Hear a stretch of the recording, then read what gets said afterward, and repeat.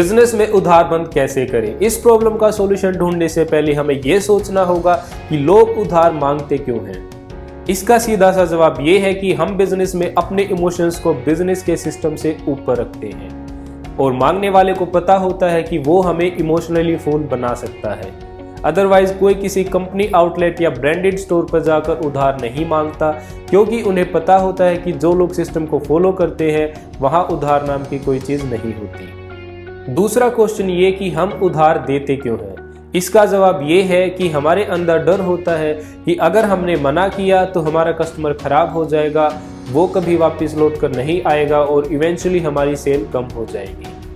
ये एक universal truth है कि उधार में दिया हुआ पैसा कभी टाइम से और पूरा लौट कर नहीं आता है और हमें बैड डेब्ट को फेस करना पड़ता है।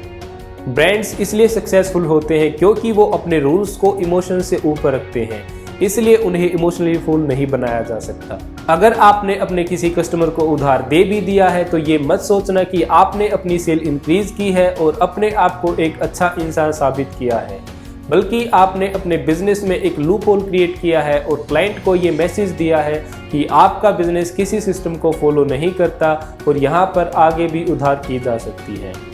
एंड सेकेंड थिंग इज कि आपने जिस कस्टमर को उधार दिया है वो शायद अब आपको कभी कभी देखने को मिले।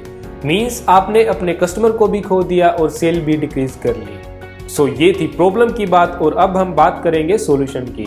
हम उधार को कैसे बंद कर सकते हैं ये जानने के लिए वीडियो को एंड तक देखना। अगर आप इस चैनल पर नए हैं तो ऐसे ही और कंटेंट के लिए subscribe this YouTube channel and press the bell icon for future updates.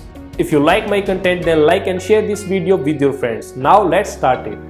So आज मैं आपको ऐसी 5 स्ट्रेटेजीज बताऊंगा जिनको आप अपने बिजनेस में अप्लाई करके उधार को बिल्कुल बंद कर सकते हैं। Number 1 is make your business systematic.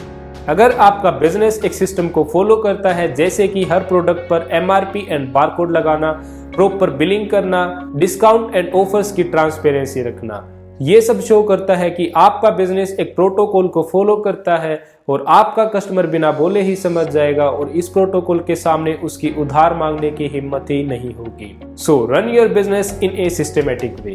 Number 2 is keep your emotions aside.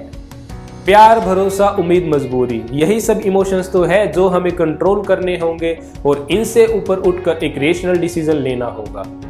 Business में ओनली पेपर वर्क होता है, प्यार और भरोसे पर काम नहीं चलता।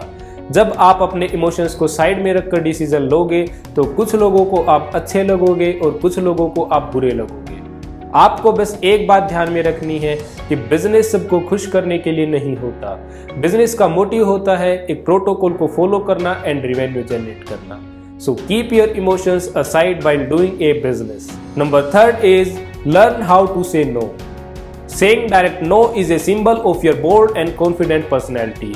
As per me, जो कस्टमर उधार मांगते हैं वो कस्टमर्स चीप होते हैं और कोई भी नहीं चाहेगा कि उनका कस्टमर बेस चीप हो।